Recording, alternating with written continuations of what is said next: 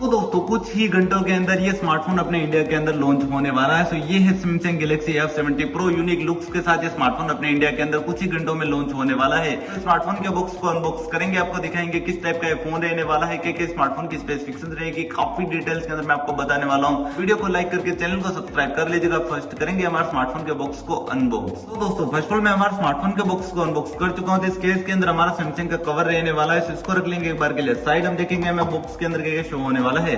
First हमें हमारा smartphone show होने वाला है, इसको निकाल लेंगे बाहर। एंड देन हमें हमारी क्विक गाइड शो होने वाली है। सो इसको रख लेंगे साइड। पॉलीथीन से करेंगे फर्स्ट हमारा स्मार्टफोन को आउट। सो पावर बटन को करेंगे प्रेस। स्मार्टफोन करेंगे यहाँ पे फर्स्ट बूट। सो हमारा स्मार्टफोन यहाँ पे बूट होना स्टार्ट हो चुका है। इस फोन की स्पेसिफिकेशंस की बात करें तो यहाँ पे आपको एंड्रॉइड वर्जन 16 शो होने वाला है।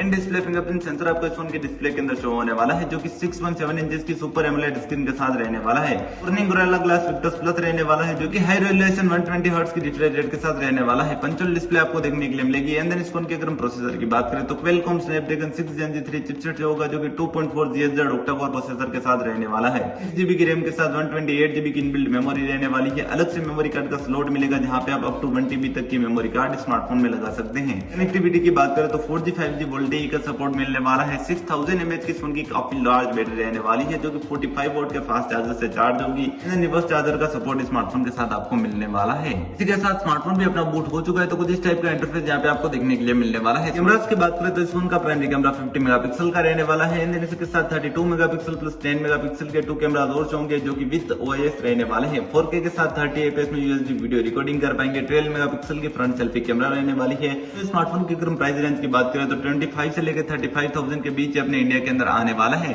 तो वीडियो पसंद आया तो वीडियो को लाइक करके चैनल को सब्सक्राइब कर लीजिएगा। मिलेंगे नेक्स्ट वीडियो के अंदर। धन्यवाद दोस्तों।